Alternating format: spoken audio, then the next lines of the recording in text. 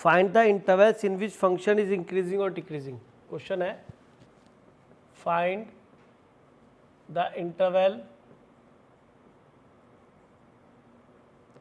In which function is increasing और decreasing. ठीक है जी। तो इसका पहला क्वेश्चन ले रहे हैं एफ एक्स इक्वल टू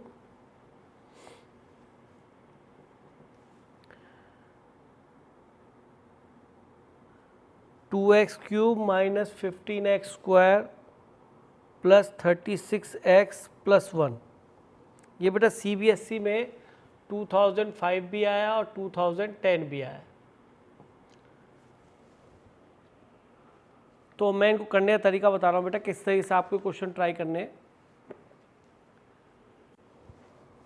आपको सबसे पहले तो इन फंक्शंस का ये बताना है वो इंक्रीजिंग है या डिक्रीजिंग है। देखो एक होता है मोनोटोनिक फंक्शन। मोनोटोनिक फंक्शन का मतलब क्या है कि या तो फंक्शन इंक्रीजिंग होगा या फिर वो फंक्शन डिक्रीजिंग होगा। तो कई बार यहाँ पे लिख देते हैं चेक द मोनोटोनिसिटी।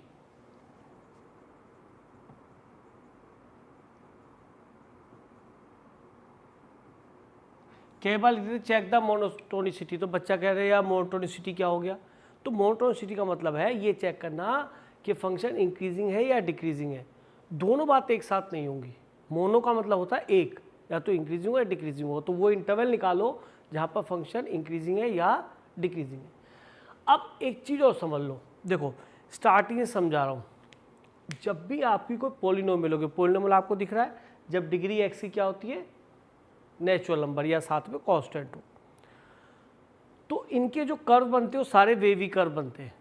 बहुत ध्यान सुनते हैं ना, है ना। क्वेश्चन करना बात की बात है, पहले सुनना। सारे वेवी कर्व बनेंगे। वेवी कर्व लाइक दिस या लाइक दिस, इस तरीके से। ये नहीं है कि ऐसे बन जाए, मैं ये नहीं कह रहा ऐसे बन जाए, मतलब लाइक वेव बनेंगे। रीज़न आप ये बताइए, कर्व में एक्स को मैं 10 कोण भी पुट करूँ तो वाई की वैल्यू मिलेगी, यानी कि मैं एक्स एक्सिस पे प्लस इन्फिनिटी तक भी जा सकता हूँ। और -10 कोण की तरफ भागूँ तो मतलब बहुत नेगेटिव नंबर, तो तब भी मुझे वाई की वैल्यू मिलेगी, यानी कि वहाँ पे भी कर्व, यानी कर्व का जो डोमेन है वो रियल नंबर है। और रेंज भी रियल नंबर आएगा। प्लस इन्फिनिटी पुट करो तो बहुत बड़ा नंबर मिलेगा, और माइनस इन्फिनिटी पुट करो तो बहुत नेगेटिव नंबर मिलेगा, यानी कि रेंज भी माइनस इन्फिनिटी से प्लस इन्फिनिटी। तो पॉलिनोमियल में जनरली ऐसा होता है। कर्व भी इसके वेवी कर्व मिलेंगे, स्मूथ मिलेंगे, क्योंकि पॉलिनोमियल से ये आपको पहले ही पता है कंटिन्यूअस और डिफरेंशिएबल होती है। अब तो ये कि क्वेश्चन करने का पहले तरीका समझे, फिर हम कर्व्स पे जाएंगे। ठीक है। तो सबसे पहले क्वेश्चन करने का तरीका क्या है, यहाँ पर जब भी आपको बोर्ड्स में यूज़ हो रहा है इंक्रीजिंग डिक्रीजिंग, तो स्ट्रिक्टली इंक्रीजिंग डिक्रीजिंग के लिए है बेटा। स्ट्रिक्टली इंक्रीजिंग और स्ट्रिक्टली डिक्रीजिंग के लिए है। ठीक, वो जब भी इंक्रीजिंग डिक्रीजिंग बोलेगा तो उसका सेंस यही होगा। अब यहाँ करने का तरीका क्या है बेटा, पहले स्टेप 1 में क्या करना है आपको, इसका डिफ्रेंशिएशन करना है। एफ डैश एक्स ये कितना हो गया बेटा 6x² माइनस 30x प्लस 36, ये पहला स्टेप हो गया। अब आपको क्या करना है, इसको सिंप्लीफाई कर लें, फैक्टर हो जाए बहुत बेटर है।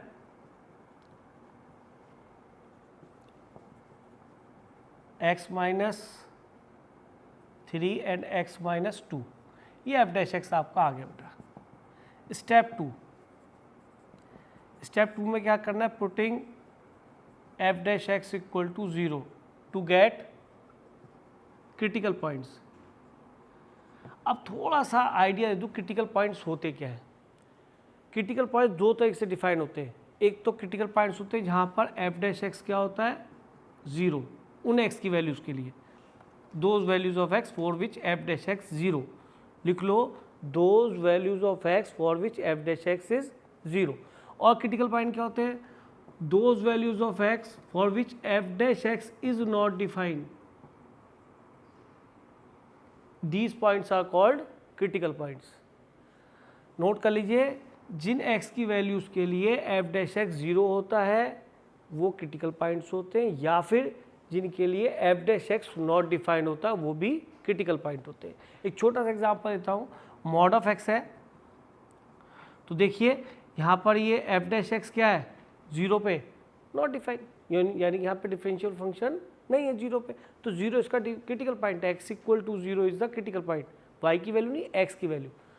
और यहाँ पर देखिए अगर ग्राफ दिख ही रहा है ये, तो यहाँ पर देखिए एफ डैश एक्स 0 है इस पॉइंट पे, तो ये आपका क्रिटिकल पॉइंट है। यहाँ पे कर्व दिख रहा है तो क्रिटिकल पॉइंट एक x0 है, एक x1 है, तो यहाँ पर एफ डैश एक्स 0 नहीं, क्यों नहीं है? एफ डैश एक्स 0 नहीं है, tangent parallel to x axis बन रही है, ये सभी क्या है? Critical point. वो x की वैल्यू जहाँ पे एफ डैश एक्स 0 है। तो इस जगह जब कब बनेगा इस तरीके से या इससे डाउन बने या अप कब बने, तो वो x की वैल्यू, ये क्रिटिकल पॉइंट है, x0 x1, like x0 x1 जो भी आएंगे। तो पहले तो क्रिटिकल पॉइंट की बात कर लें, यहाँ पे पूरी समझा दी एफ डैश एक्स 0। यहाँ F dash x not defined की बात ही नहीं होगी, क्योंकि एफ डैश एक्स तो इसका एग्जिस्ट करता है, ये डिफरेंशिएबल है। तो यहाँ पे केवल इतना लिखा जाएगा f dash x equal to 0। इसका मतलब हमारे लिए शायद यहाँ पे मीनिंगलेस है, क्योंकि we know that the function is differentiable है here for every real values of x. तो एफ डैश एक्स 0 लिख दिया, और आपने इसके क्या करा, क्रिटिकल पॉइंट निकाले, तो शायद एक तो मिला 2 और एक मिला 3। अब एक रियल लाइन ड्रॉ कर लीजिए। सबसे पहले जब आपने रियल लाइन ड्रॉ करी, तो आपने चेक करना चालू किया साइन ऑफ, स्टेप 3 है बेटा, sign of f dash x, ना कि एफ एक्स।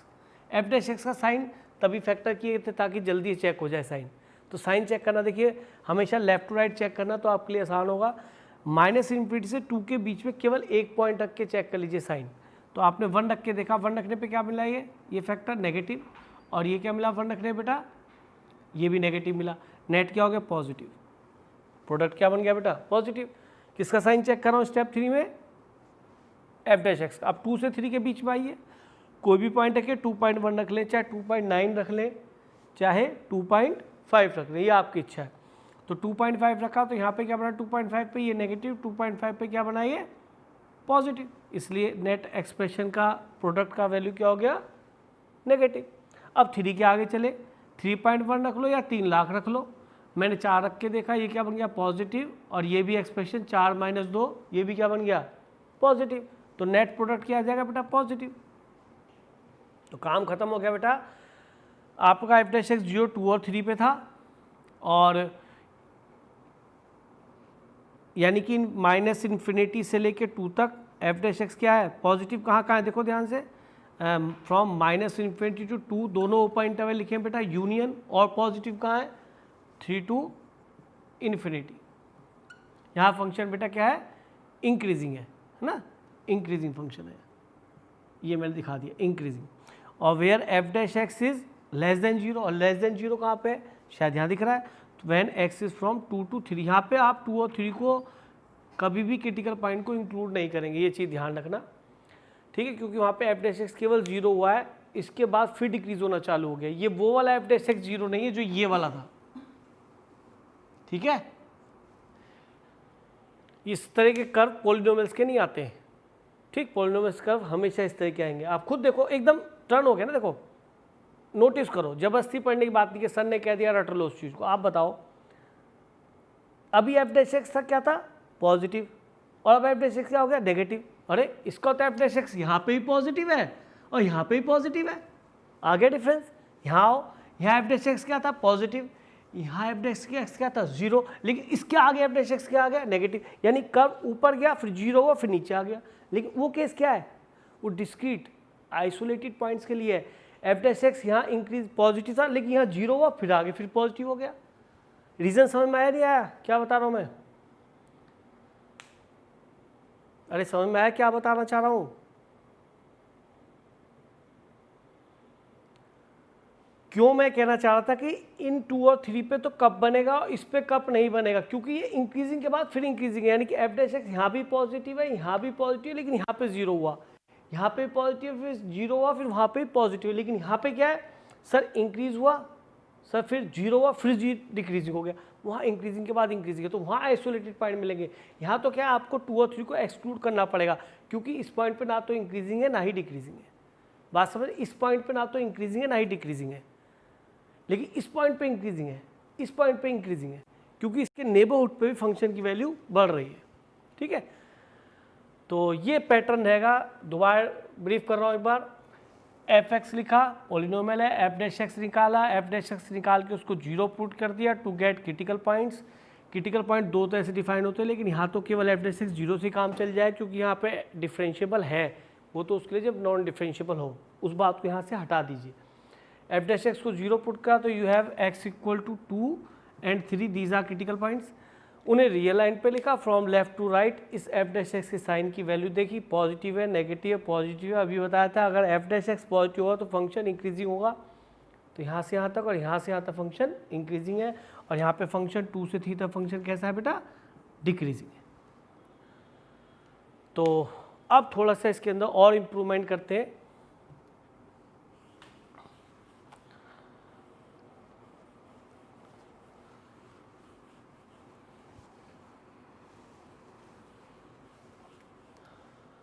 ये तो ख़त्म हो गया जी आपका बोर्ड का क्वेश्चन, जो आपको बोर्ड में करना है, या कहीं केवल यही पूछा गया कंपटीशन में भी कि कहाँ पे इंक्रीजिंग कहाँ पे डिक्रीजिंग है।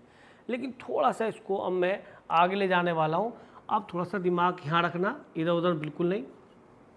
ये मैंने अपनी एक्स एक्सिस ड्रॉ कर ली, और यहाँ बेटा मैंने अपना 2 और 3 लिख लिया। मैं कर्व ड्रॉ करना चाह रहा हूँ, इसका ग्राफ क्या बनेगा और कैसे बनेगा। सबसे पहले तो इसका लीडिंग डिग्री है एक्स क्यूब, तो लीडिंग कोफिशिएंट क्या हो गया, पॉजिटिव।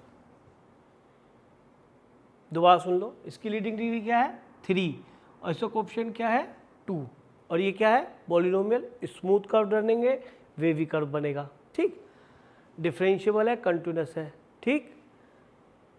क्या देख रहे थे सर, वो ये है कि अगर एक्स क्यूब का कोफिशिएंट पॉजिटिव है, तो एक चीज़ नोटिस करो एक मिनट के लिए, थोड़ा ध्यान देना कि सर हम ग्राफ कैसे बनाते हैं। सर एक्स की वैल्यू पुट करते हैं, वाई की वैल्यू मिलती है, लेकिन क्या हम इसमें सोचते रहेंगे कहाँ से कहाँ तक, जबकि इसका डोमेन तो माइनस इन्फिनिटी से प्लस इन्फिनिटी, तो क्या हम यही सोचते रहें कहाँ पे x1 रखें, 2 रखें, 100 रखें, 101 रखें, हम परेशान हो जाएंगे। जबकि हम ये भी जानते हैं कंटिन्यूअस भी है, डिफरेंशिएबल भी है।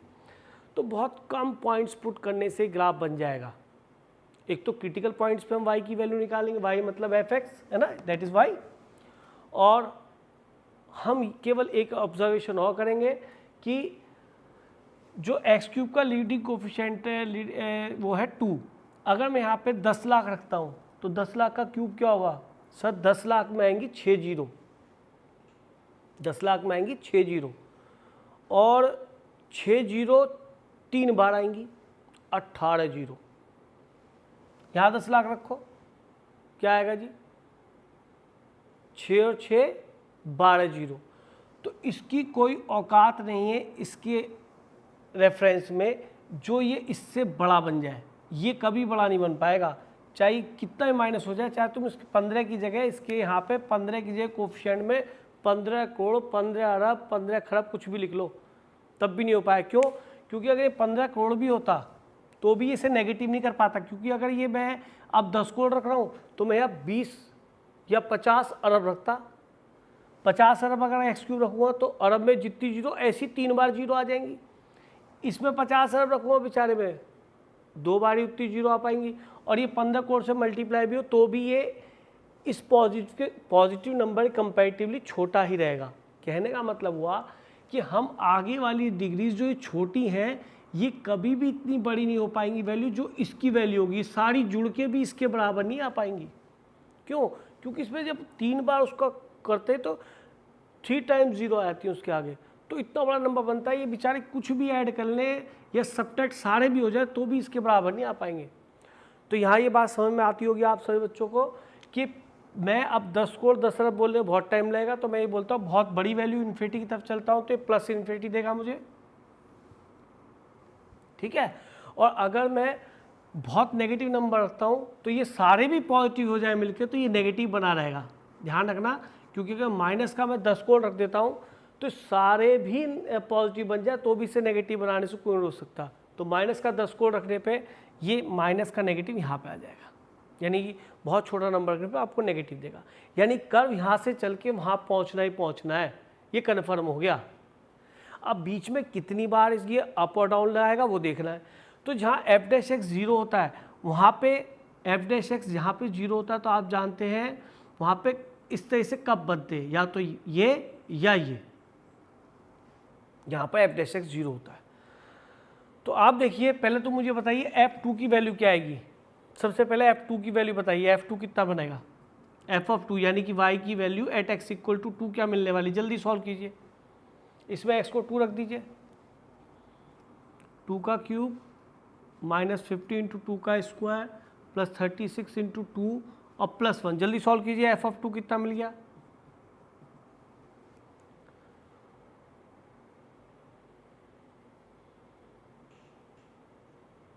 ट्वेंटी।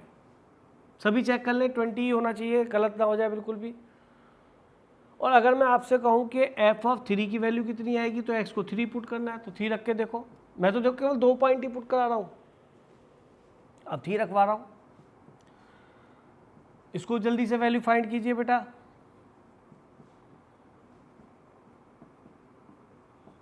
ये बताइए कितनी वैल्यू बनती है आपकी f ऑफ 3।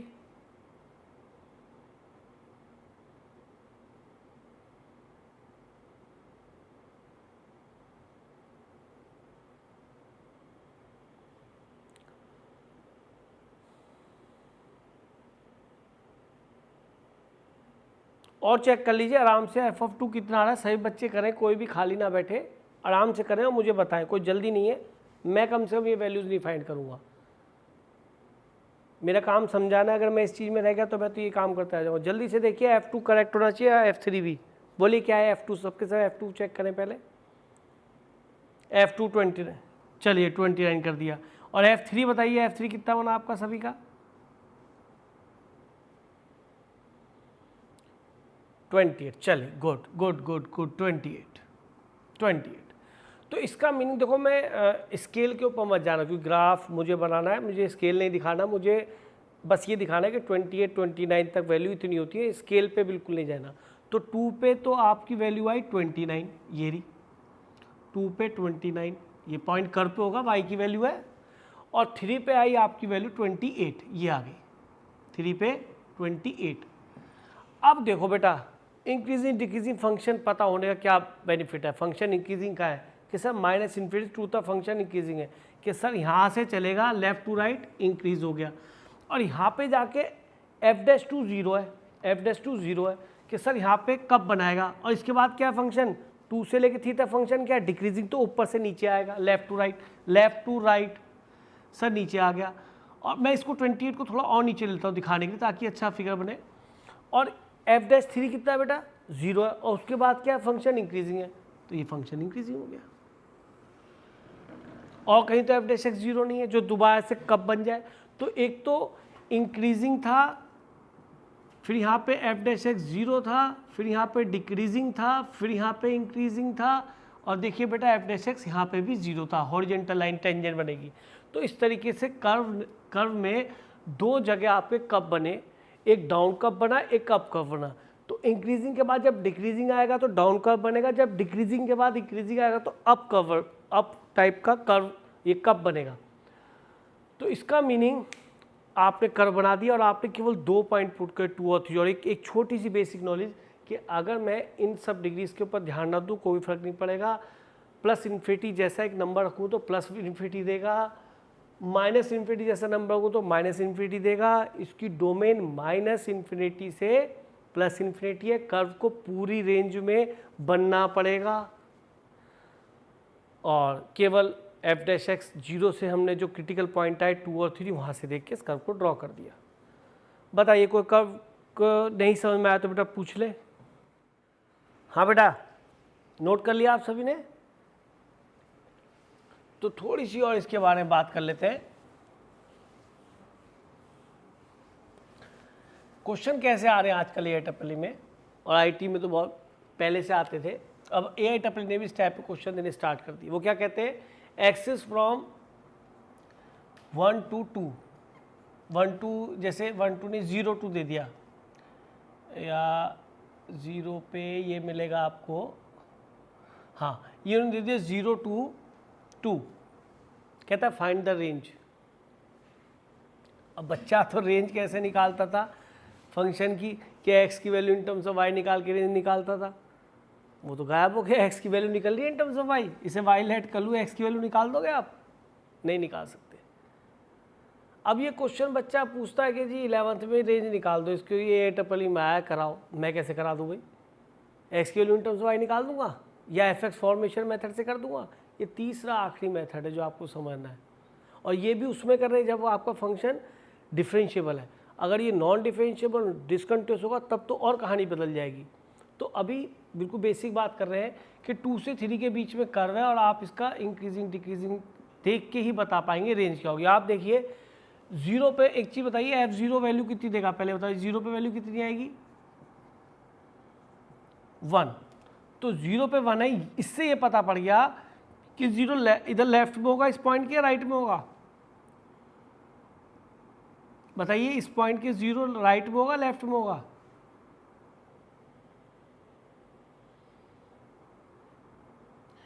0 इस पॉइंट के लेफ्ट में होगा या राइट में? राइट में होगा। क्यों? क्योंकि मैं क्या कर रहा हूँ, एक एक्स एक्सिस यहाँ ड्रॉ कर रहा हूँ। मुझे इसकी समझ है कि 0 पे अगर 1 वैल्यू आ रही है तो 0 1 पॉइंट ये है। प्लीज़ स्केल पे मत जाना कि सर 1 तो हाइट इतनी है, ये 29 ये हो गई, उस पर मत जाना। तो ये आपकी वाई एक्सिस रही होगी, ये एक्स एक्सिस है, क्योंकि इस पे वैल्यू पॉजिटिव मिली। अगर मैं 0 यहाँ लेता तो 0 पे वैल्यू जाती नेगेटिव। तो ये इससे ग्राफ की नॉलेज होना बहुत जरूरी है। अब आप नोटिस करें कि 0 से लेकर 2 तक फंक्शन का नेचर क्या है, इंक्रीजिंग। और अगर फंक्शन इंक्रीजिंग है तो ये कन्फर्म हो गया, 0,1 यहाँ लिख लेता हूँ। तो इंक्रीजिंग फंक्शन का बिहेवियर ही साफ आपको बता रहा है कि सर जो y की वैल्यू मिलेगी सबसे छोटी वैल्यू आपको 0 पे मिलेगी, और 0.1 0.2 पे वैल्यू बढ़ती चली जाएंगी, 1 पे, फिर 1.2 पे, फिर 1.3 पे, फिर 1.4 पे, फिर 1.9 यहाँ है, 1.9 यहाँ है, इस पे वैल्यू और बढ़ी आएगी, लेकिन 2 पे सबसे बढ़ी आएगी क्योंकि फंक्शन इंक्रीजिंग है। बिकॉज फंक्शन इंक्रीजिंग है तो इंक्रीजिंग का कमाल ही है जो डेफिनेशन बड़ी, F of x F of 0 सबसे छोटी वैल्यू देगा, कम एक्स के लिए सबसे कम वाई आएगा और ज़्यादा एक्स के लिए सबसे बड़ा वाई आएगा। तो बेटा आपको केवल एफ ऑफ एक्स का रेंज मिल गया, एफ 0 पे वैल्यू कितनी आई 1 और एफ 2 आप पे निकाल रखा था 29, ये आपका रेंज आ गया, जबकि एक्स आपका 0 से 2 के बीच है। क्लियर है या कुछ पूछना चाहेंगे इसके अंदर?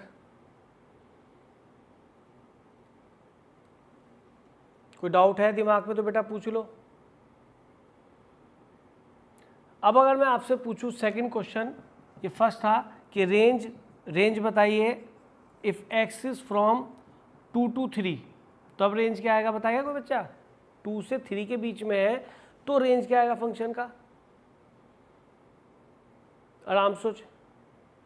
वेरी गुड, क्योंकि सबसे ये फंक्शन डिक्रीजिंग है जब x आपका 2 से 3 है ना। तो आप नोटिस करो फंक्शन डिक्रीजिंग होने की वजह से आपको 3 पे छोटी वैल्यू मिलेगी, है ना, और 2 पे सबसे बड़ी वैल्यू मिलेगी। बात समझ रहे? 2 पे बड़ी वैल्यू मिलेगी और 3 पे छोटी वैल्यू मिलेगी। तो यह समझ होनी चाहिए कि सर सीधा रेंज लिख सकता हूँ, हाँ सीधा लिख सकते हो कि y कहाँ से कहाँ तो होगा कि y होगा सबसे छोटा मिलेगा 3 पे f3 और सबसे बड़ा मिलेगा 2 पे f2। तो बच्चा ऐसे भी लिख देता है, जैसे मैंने यहाँ लिख के दिखा, बच्चा डायरेक्ट लिख देता है। f2 कितना है बेटा? f2 है 29 और ये क्या है 28 नेचुरली। और अगर डिक्रीजिंग इंक्रीजिंग कंसेप्ट बताया हुआ है उसमें भी अगर इसका f लेते तो आपको इनइक्वलिटी को बदलना पड़ेगा, क्योंकि फंक्शन क्या है डिक्रीजिंग। आई बात समझ में? इनइक्वलिटी क्यों बदली कि सर ये तो एक्स की वैल्यू वाई तो छोटा हो गया आगे जाने पर, तो 3 पे छोटा मिलेगा और ये एक्स कहीं बीच में है और ये f2 क्या होगा सबसे बड़ा मिलेगा सर डिक्रीजिंग। इसलिए तो इनइक्वलिटी बदलते हैं कि 2 पे बड़ी वैल्यू होगी 3 पे छोटी हो गई, यहाँ छोटा हो गया, इनइक्वलिटी रिवर्स हो गई क्योंकि फंक्शन क्या है डिक्रीजिंग। तो f2 देखिए क्या है 29 और ये क्या है 28, तो 28 से बड़ा होगा 29 से छोटा होगा, ये भी ठीक है। लेकिन बच्चा यहीं से पकड़ लेता है कि y की वैल्यू सर ये होगी रेंज।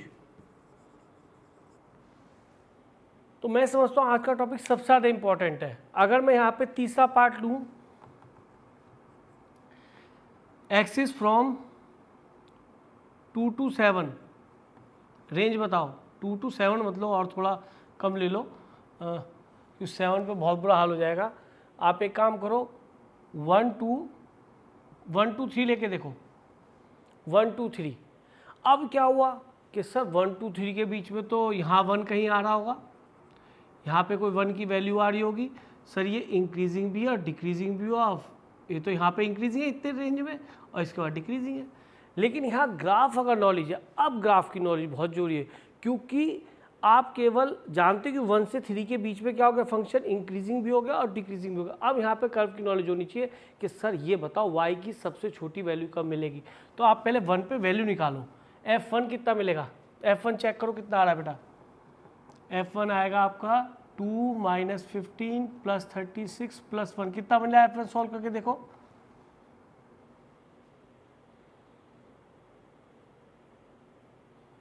चेक करो जल्दी से, 24,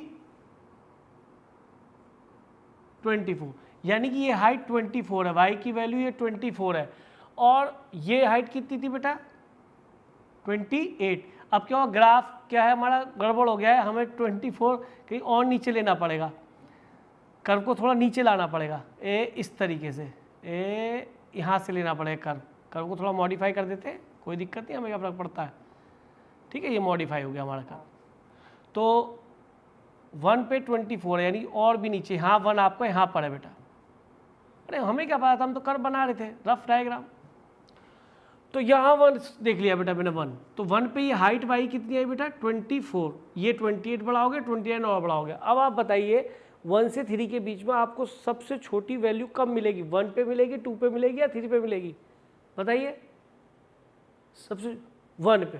तो f(1) तो सबसे छोटा होगा, लेकिन यहाँ इंक्रीजिंग डिक्रीजिंग से नहीं देख रहा हूँ, पूरा वो भी देखना पड़ रहा है इसका पीक क्या है, और सबसे बड़ी वैल्यू क्यों मिलेगी, सबसे बड़ी वैल्यू कब मिलेगी, कितने पे, f(2), वेरी गुड। तो यहाँ पे आपका वो जो कंसेप्ट है कि इनइक्वालिटी रिवर्स कर देते हैं, फंक्शन इंक्रीजिंग है डिक्रीजिंग है, अरे यहाँ तो फंक्शन डिक्रीजिंग था, अरे यहाँ तो फंक्शन इंक्रीजिंग था, तो इनइक्वालिटी को सेम रखा, यहाँ पे डिक्रीजिंग था, इनइक्वालिटी को रिवर्स कर दिया, लेकिन यहाँ तो फंक्शन इंक्रीजिंग भी था इस इंटरवल में एंड डिक्रीजिंग भी था इस इंटरवल में। तो भैया फिर तो ग्राफ की नॉलेज होनी चाहिए कि सबसे छोटी वैल्यू कब आ रही है, सबसे बड़ी वैल्यू कब आई है, और इसके बीच की सारी वैल्यू आ रही है, फंक्शन कंटिन्यूअस है, कोई वैल्यू छूटेगी नहीं। आप देखिए 24 से लेकर 29 तक सारी वैल्यू मिलेगी, यहाँ पे देखो तुम्हारा 27 मिलेगा, या सॉरी 27 तो नहीं, यहाँ पे मिल जाएगा, इसके बीच सारी वैल्यू मिलेंगी आपको, लेकिन वो होंगी 24 से लेकर 29 तक y की वैल्यू। क्लियर हुआ है नहीं, लेकिन यहाँ फंक्शन ना इंक्रीजिंग है डिक्रीजिंग, यहाँ इस तरीके से नहीं कर सकता मैं क्वेश्चन को, कोई कहे दिया ऐसे करके दिखाओ, मेरे बस की नहीं है, क्योंकि डिक्रीजिंग में इनइक्वालिटी को रिवर्स कर देते हैं, इंक्रीजिंग में रिवर्स नहीं करते, लेकिन मैं इस पर कुछ नहीं कर सकता। कोई कहे ऐसे करके दिखाओ कि x 1 से 2 है, 1 से 3 है, तो y बताओ f लेके दिखाओ, मैं इसका f नहीं ले सकता, I can't take f of it. तो ये बहुत इंपॉर्टेंट पॉइंट था, आप इसका f नहीं ले सकते। f तभी ले आता है, ये नहीं कहीं भी मन मर्जी लिया f ले दिया, जैसे यहाँ f ले दिया, यहाँ पे इसका taking f both all the side ले लिया, वहाँ ले सकता, यहाँ पता था फंक्शन इंक्रीजिंग है f ले लिया, यहाँ पता था फंक्शन डिक्रीजिंग है एरो लगाया डाउन f ले लिया, वहाँ f नहीं ले सकता, पता है फंक्शन इंक्रीजिंग वही बच्चे तो गलती कर देते हैं, वही तो रेंज नहीं निकाल पाते जिन्हें ग्राफ की नॉलेज नहीं होती। अब बताइए बेटा कोई डाउट हो तो ये जितना भी मैंने आपको पढ़ाया है ये सब कंपटीशन का मामला है, बोर्ड में तो इसको पूछने वाला ही नहीं है। आप सोचो तो सही, मैंने इसके ऊपर कम से कम आधा घंटा लगा दिया, क्वेश्चन तो 1 मिनट में हो गया था, वो तो हटा दिया है, ठीक है। तो चलिए आगे चलते हैं। क्वेश्चन है बेटा f ऑफ x equal to 6 + 12x + 3x square - 2x cube. चलिए जी, find the interval in which function is increasing और डिक्रीजिंग। ट्राई योरसेल्फ बेटा। f'(x) निकालते हैं, इसका चेक करते हैं कहाँ इंक्रीजिंग है कहाँ डिक्रीजिंग है। सॉल्यूशन देखिए इसका, f'(x) हो गया बेटा 12 + 6x - 6x स्क्वायर। तो यहाँ पे आप -6 कॉमन ले लीजिए तो x² - x - 2 आ जाएगा, है ना। माइनस कॉमन लेने की वजह रीज़न आप समझ गए होंगे, x² कोफिशिएंट पॉजिटिव हो +1, तो क्रिटिकल पॉइंट आ गए -1 एंड 2। चलिए ये क्रिटिकल पॉइंट आपके आ गए। अब हम चलते हैं यहाँ पे, इसको चेक करते हैं साइन क्या होगा। तो f'(x) हो गया बेटा -∞ से -1 के बीच में कोई पॉइंट -2 रख लेते हैं, तो एक नेगेटिव तो ऑलरेडी है, ये क्या बनेगा -2 रखने पे नेगेटिव, और ये -2 रखने पे ये भी नेगेटिव, नेट क्या हो गया नेगेटिव, यानी कि f'(x) डिक्रीजिंग हो जाएगा इस केस में। अब आगे चलते हैं, -1 से 2 के बीच में 0 रखना आसान होगा, ये नेगेटिव है, 0 रखा तो ये भी बेटा क्या आएगा नेगेटिव, और 0 रखा तो ये क्या आएगा पॉजिटिव। नेट क्या हो गया पॉजिटिव, प्रोडक्ट तीनों का पॉजिटिव। 2 के आगे चले 3 रख लेते हैं, ये नेगेटिव ही रहेगा, ये पॉजिटिव, ये क्या हो गया नेगेटिव। तो साइन का बिहेवियर भी ऐसा ही रहता है। अगर यहाँ पे ऑड डिग्री है सारी, अगर कोई भी फैक्टर की डिग्री इवन हो गई तब वो सेम आता है पॉजिटिव और पॉजिटिव, अदरवाइज कभी नहीं आएगा। अगर सारे फैक्टर्स की डिग्री ऑड है तो ये नेचर माइनस प्लस ही चलता रहेगा, ऑल्टरनेटिवली चेंज होता रहेगा।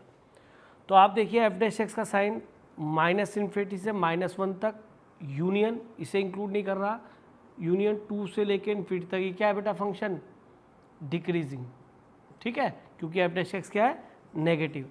और f' का साइन बेटा यहाँ पे क्या है positive when x is from -1 to 2, तो ये फंक्शन यहाँ पे क्या है बेटा इंक्रीजिंग। और सही बात है, डिक्रीजिंग के बाद एकदम इंक्रीजिंग आ गया है, फिर यानी कि f' 0 रहा होगा -1 पे, फिर यहाँ इंक्रीजिंग के बाद फिर डिक्रीजिंग हो गया, तो यहाँ पे भी एक कप बना होगा। तो यहाँ कप इंक्रीजिंग के बाद डिक्रीजिंग हुआ है, तो यहाँ पे इस शेप का कप आना है। यहाँ डिक्रीजिंग के बाद इंक्रीजिंग हुआ है, यहाँ इस शेप का कप आना है। तो केवल हमें 2 पॉइंट पे देखना है। अगर हम इस कर्व को ड्रॉ करने लगे बेटा तो कर्व भी आपका ड्रॉ हो जाएगा। आप नोटिस करें कि इसका लीडिंग कोफिशिएंट x³ है। जब आप प्लस बहुत बड़ा नंबर रखेंगे इन्फिनिटी की तरफ तो ये नेगेटिव नंबर देगा, तो ये कर्व प्लस इन्फिनिटी पे आपको -∞ देगा। पहले बात बताओ समझ में आती है? अगर मैं 10 कोण रखूँगा तो 10 कोण का क्यूब ऑड हो जाएगा नेगेटिव, और नेगेटिव ही रहेगा। ये इसका कुछ भी नहीं बिगाड़ सकते, इसके रेस्पेक्ट में इन नंबर्स का कोई भी वैल्यू नहीं है खास। और जब मैं प्लस इन्फिनिटी रख दूँगा -∞ रखूँगा तो माइनस प्लस हो जाएगा, तो एक कर्व यहाँ से इन्फिनिटी से आ रहा होगा। अब देखो इन्फिनिटी के लिए मैं बहुत ऊपर जा नहीं सकता, यहाँ दिखाने का तरीका है। अब कुछ नहीं करना कि अब क्रिटिकल पॉइंट है, क्रिटिकल पॉइंट एक पे -1 है और ये बेटा आपका 2 है ना। और थोड़ी और नॉलेज अगर इसमें लेनी है तो थोड़ा 2 को थोड़ा दूर लिख लेते हैं, थोड़ा इसको आगे कर लेते हैं।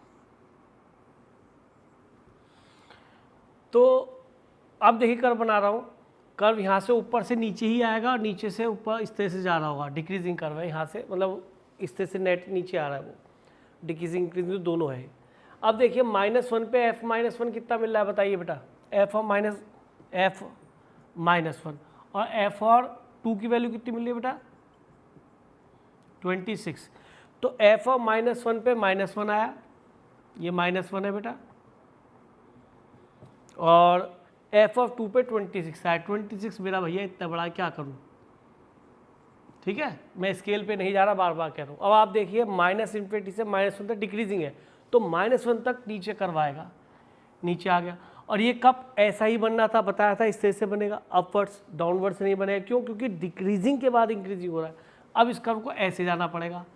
अब यहाँ पे मैं ये बताना चाह रहा हूँ कि 0 पे फंक्शन क्या वैल्यू दे रहा है आपको, 0 पे y की वैल्यू क्या आ रही है 6। तो अगर मैं कर्व को यहाँ से ड्रॉ करता हूँ और ऐसे ले जाता हूँ और यहाँ पे कर्व तो 0 यहाँ पे रहा होगा, क्योंकि 0 पे 6 आ रही है वैल्यू पॉजिटिव। 0 यहाँ नहीं होगा, 0 अगर यहाँ होगा तो -6 वैल्यू दे देगा।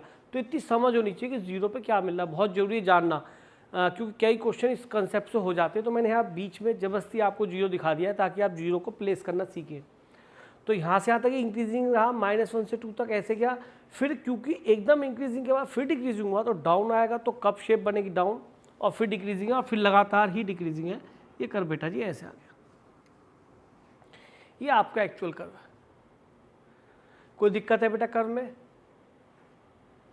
केवल 2 पॉइंट से मैंने कर्व ड्रॉ कर दिया, इससे एरिया भी निकाल सकता हूँ, इससे बहुत सारे क्वेश्चन होने वाले हैं। अभी इसके अंदर मैं फिर से वो कहने लगूँ, अगर आपसे मैं एक छोटी सी बात करूँ बेटा, सुनना बात को, कि ये एक इक्वेशन है, समझना। एक मैंने आपको इक्वेशन दी दिस, है ना, और इसके मैंने कहा भैया इसके रियल रूट बताओ कितने हैं, इसके रूट्स बताइए कितने रियल रूट्स,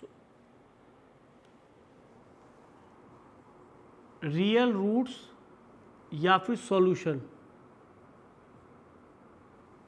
देखो कुछ बच्चों के दिमाग में कन्फ्यूज़न होता है, वो कन्फ्यूज़न क्लियर कर दूँ। रियल रूट्स और सॉल्यूशन एक ही बात होती है, लेकिन अगर रूट्स की बात करें तो केवल रूट्स होते हैं, उसके अंदर इमेजिनरी रियल सब आते हैं। ये ध्यान रखना इस बात को बहुत तरीके से। अगर सॉल्यूशन और रियल रूट्स की बात हो रही है, सॉल्यूशन का मतलब रियल रूट्स ही होता है, लेकिन रूट्स की बात हो रही है तो उसके अंदर इमेजिनरी रूट्स भी। अगर कोई पूछे लगे इसके रूट्स बताइए, कोई पूछे इसके रूट्स बताइए, सर 2 हैं प्लस माइनस आयोटा। कोई पूछे सॉल्यूशन बताइए कि sir there is no solution. कोई पूछे इसके रियल रूट्स बताइए, sir there is no real solution. तो ध्यान रखें इन बातों को बेटा, बहुत छोटी सी बात है, गड़बड़ करा देती है। बट 2 रूट तो इसके होंगे डिग्री 2 है, लेकिन दोनों इमेजनरी हैं, तो बात को ध्यान रखना इस चीज़ को। तो अगर मैंने यहाँ पे आपसे सॉल्यूशन पूछा तो इसका मतलब रियल की बात हो रही है। रियल का मतलब क्या है कि अगर जितनी बार ये एक्स एक्सिस को कट करेगा उतने आपके सॉल्यूशन है। क्योंकि ऐसा भी हो सकता था कर्व ऊपर से आया और ये नीचे नीचे ही चला गया इस तरीके से, तो एक रियल सॉल्यूशन आता या एक रियल रूट आता या एक सॉल्यूशन आता। बात को समझना। तब यहाँ पे क्या होता, F1 पे भी नेगेटिव आता और F2 पे भी नेगेटिव वैल्यू आती। बात समझ रहे? तो एक ही सॉल्यूशन आता। और ये मैंने आपको बताया था, अगर ऑड डिग्री इक्वेशन होगी तो उसका कम से कम एक रियल रूट जरूर होगा। यानी कि 2 रूट जो बचे उसको ऐसे चले गए प्लस माइनस आयोटा में, प्लस माइनस आयोटा। जैसे ऐसे कहो दूसरा रूट, सर तीसरा चौथा रूट क्या है, सर वो a plus minus i b है, इमेजनरी, वो भी कंजुगेट पेयर में होते हैं। तो ऐसी पोजीशन तब आएगी। एक रियल रूट तो कोई नहीं हो सकता, क्योंकि कर्व को प्लस इन्फिनिटी से माइनस इन्फिनिटी पहुंचना तो ऐसे ही जाएगा। और अगर एफ डैश एक्स एक बार भी जीरो नहीं हुआ, ऐसा भी तो हो सकता है, तो ऐसे निकल जाएगा। एफ डैश एक्स जीरो तो बनाता है, तो कब बनता है, तो फिर तो ऐसे ही निकल जाएगा। एफ डैश एक्स जीरो हुआ ही नहीं। बात समझ रहे क्या कह रहे हैं, एफ डैश एक्स जीरो हुआ ही नहीं। ऐसे भी आपको कर्व दिखा सकता हूँ मैं ड्रॉ करके, इक्वेशन बना के पॉलिनोमियल में, जिसमें एफ डैश एक्स जीरो ही नहीं हो रहा। भाई ये मान लो यही इक्वेशन है, ये ऐसी बन जाए इक्वेशन जैसे x square plus x plus 1 आ जाए, तो उसका आप रूट निकाला, रियल मिलेगा ही नहीं, तो एफ डैश एक्स जीरो नहीं होता। तो यहाँ पे आपके कितने रियल रूट आए, 3, ठीक है, 3। अब एक छोटी सी आपसे बात पूछूंगा, और हमने माना कि वो रूट थे alpha less than beta less than gamma, वो 3 रूट ये थे, ठीक है भाई। क्वेश्चन आपसे पूछा जाता है greatest of alpha plus greatest of beta plus greatest of gamma. ये सब कंपटीशन की बातें कर रहा हूँ, लॉजिक सीख लो इनको करने का, अदरवाइज बच्चा ग्राफ के बिना कर नहीं पाएगा। तो सबसे पहले उसे कह दिया अल्फा बीटा छोटा बीटा, इनका ग्रेटेस्ट का समीशन बताना है सबका। तो यहाँ पे अब मैं जो आपसे पूछूँ, आप उस चीज़ को कैलकुलेट करना। 0 पे वैल्यू कितनी आई थी बेटा इसकी, 6, और -1 पे वैल्यू क्या आई थी, -1। तो यानी कि जो अल्फा है वो -1 और 0 के बीच में है। यानी जो अल्फा है वो -1 से 0 के बीच में कहीं भी हो सकता है, 0.5 भी हो सकता है माइनस का 0.1 भी हो सकता है, मैं नहीं जानता। तो आप बताइए इससे ग्रेटेस्ट की वैल्यू कितनी मिलेगी, -1। काम खत्म हो गया। ये बात समझ में आई है? दोबारा बताऊं बेटा, बात समझ में आई? एक बार बताऊं, अब मैंने कहा अल्फा छोटा है बीटा से और बीटा छोटा है गामा से, और हमने फिर रूट मानना, तो क्या हम इसे अल्फा ले सकते हैं? तो क्या सुन रहे हैं आप, आपको बताना चाहिए था कि आप इसको अल्फा इसे लें, इसको बीटा लें और इसको गामा लें। सबसे पहली बात तो ये थी, यानी कि ये मैंने आपको गलत बताया, इसलिए आप थोड़ा ध्यान दें कि अल्फा आपका पीछे है, ठीक। यहाँ पे आपका क्रिटिकल पॉइंट था कहाँ पे, -1 पे, ठीक। अब आपको क्या करना है, मैं इसको रब कर देता हूँ, और अब इसी खोज में लग जाते हैं हम कि अल्फा की वैल्यू क्या होनी चाहिए अप्रॉक्सीमेटली। एक्यूरेट तो नहीं निकाल सकता, उसके लिए फैक्टर करने पड़ेंगे। पता पड़ा मुझे फैक्टर क्रिटिकल, जैसे हम हिट एंड टाइल मेथड से करते थे, 1 रखते थे, 2 रखते थे, 3 रखते थे, नहीं सेटिस्फाई हो रहा, 1/3 पे सेटिस्फाई हो रहा। मैं कहाँ 1/3 रखूँगा, 11/17 पे सेटिस्फाई हो रहा, मैं क्या रखूँगा। तो मैं ग्राफिकल अप्रोच से आपको सिखाना चाह रहा हूँ, ठीक है। वो चीज़ गलत नहीं हुई, क्या पता ये हो भी रहा हो सेटिस्फाई, तो मैंने चेक ही नहीं करा अभी, और नहीं होगा किसी क्रिटिकल उस पॉइंट के लिए 0, तो फिर तो मेरे लिए दिक्कत हो जाएगी, मैं चेक ही नहीं कर पाऊँगा। तो अब मैंने क्या किया, -1 से पहले आपको इधर -2 मिलेगा, तो मुझे f ऑफ -2 की वैल्यू निकाल के जल्दी से बताइए, f ऑफ -2 कितना आ रहा है, f ऑफ -2 निकालिए जल्दी से।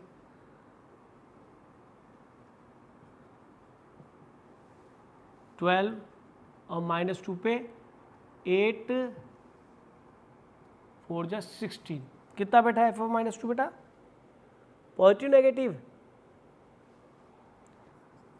f ऑफ -2 पॉजिटिव बैठा नेगेटिव, मेरे लिए ये बहुत जरूरी है, पॉजिटिव बैठा है नेगेटिव। तो यानी कि अगर अल्फा ये है तो 2 यहाँ पे होगा -2, तभी तो पॉजिटिव वैल्यू आएगी -2 पे।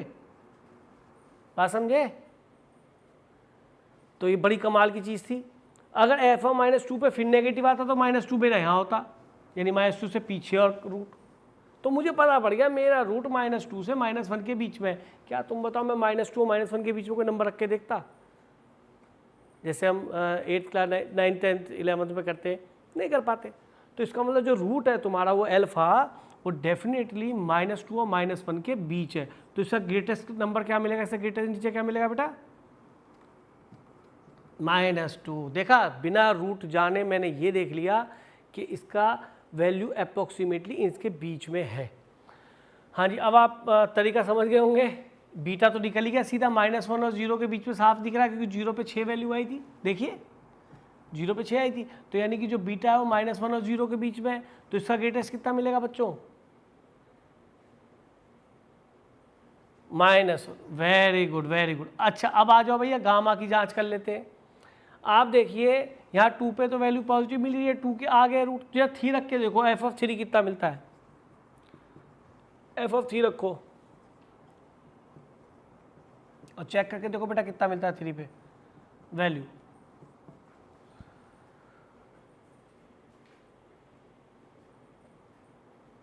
एफ ऑफ 3 की वैल्यू निकालिए बेटा, मुझे बता दो पॉजिटिव आएगी या नेगेटिव आएगी?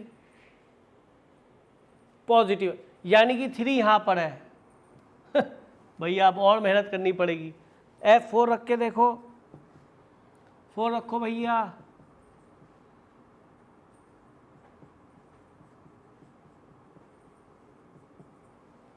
फोर रखो, 4 पे चेक करो वैल्यू क्या बन रही है 4 पे।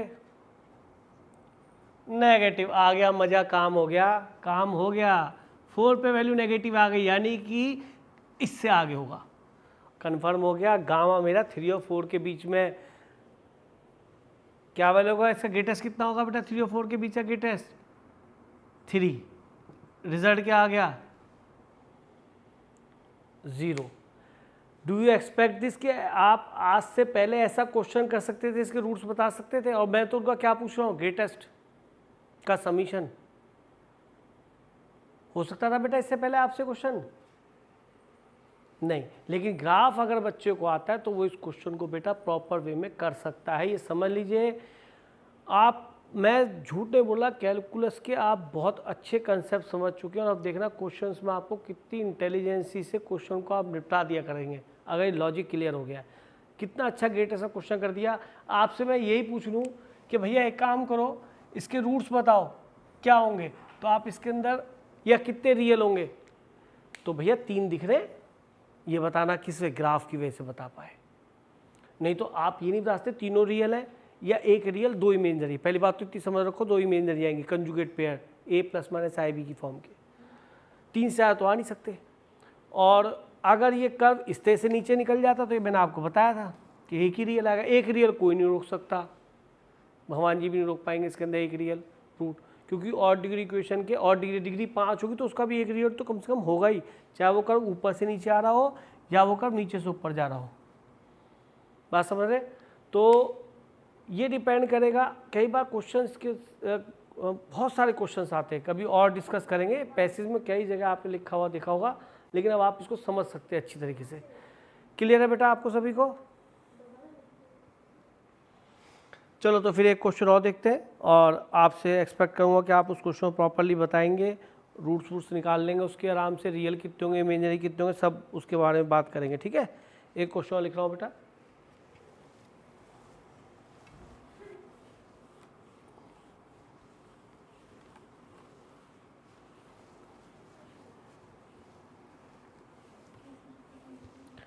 देखो यहाँ से समझ लो, एक अच्छी शुरुआत करने का आपका मौका है। अगर आप पढ़ेंगे यहाँ से तो आपको बहुत कुछ सीखने को मिलेगा कैलकुलस में।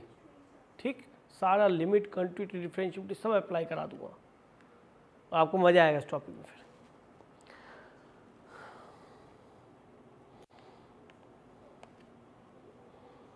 फिर f(x) इक्वल टू क्वेश्चन है बेटा 3rd इसके अंदर। और इतना भी कह रहा हूँ बेटा, आपको कोई भी नहीं कराने का क्वेश्चन इस तरीके से लिख के कह रहा हूँ। हाँ बेटा थोड़ा जल्दी कर लीजिए इस क्वेश्चन को। देखिए f(x) क्या आएगा, इंक्रीजिंग डिक्रीजिंग चेक करना है, ये क्या हो जाएगा 6x² - 24।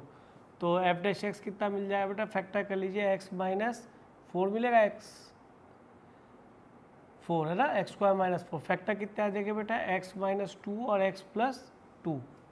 तो ये आपका रिजल्ट एफ डैश एक्स आ गया। पहला स्टेप खत्म हो गया। अब एफ डैश एक्स को क्या पुट करेंगे, 0 to get critical point that is -2 and 2, और फिर sign of f dash x check करेंगे, ये स्टेप थर्ड है। तो -∞ से -2 तक -3 रखें तो नेगेटिव नेगेटिव, ये हो गया पॉजिटिव, फिर ये नेगेटिव आएगा, ये पॉजिटिव आएगा, आप चेक कर लीजिएगा। अब अगर मैं कहूँ कि कर्व इंक्रीजिंग के बाद डिक्रीजिंग हुआ है, तो इंक्रीजिंग यहाँ से आता कि इंक्रीजिंग है, -∞ से -2 तक इंक्रीजिंग फिर डिक्रीजिंग, यानी कप इस शेप का बनेगा -2 पे, चाहे ऊपर बने चाहे नीचे बने, मुझे मतलब नहीं है। लेकिन यहाँ डिक्रीजिंग के बाद इंक्रीजिंग हुआ है तो ये कप इस शेप का बनेगा, चाहे ऊपर बने चाहे नीचे बने, मुझे नहीं मालूम। दूसरी बात, इसका लीडिंग कोएफिशिएंट देखो, उससे पता पड़ेगा। पर पहले तो अब एक बोर्ड के हिसाब से क्वेश्चन कर लें, sign of f dash x. तो एफ डैश एक्स यहाँ पे क्या मिला बेटा आपका, बताइए, positive when x is from -∞ to -2 union 2 to ∞। तो यहाँ पे फंक्शन क्या है, इंक्रीजिंग, ठीक, because sign of f dash x is positive and F dash x का साइन बेटा यहाँ क्या है, नेगेटिव। तो एक्स इज फ्रॉम -2 to 2 और यहाँ पे 0 है, और क्योंकि इंक्रीज के बाद डिक्रीज हो रहा है तो हम 2 और -2 इंक्लूड नहीं कर सकते, है ना। तो स्टार्ट कर दीजिए, बताइए एफ ऑफ 2 की वैल्यू कितनी आ रही है बेटा, और एफ ऑफ -2 कितना है, 39। चलिए गुड। तो एफ ऑफ -2, क्योंकि इन्हीं क्रिटिकल पॉइंट से कर्व ड्रॉ हो जाएगा। अच्छा ये बताइए +∞ पे क्या देगा ये आपको, वेरी गुड, और -∞ क्या देगा, -∞।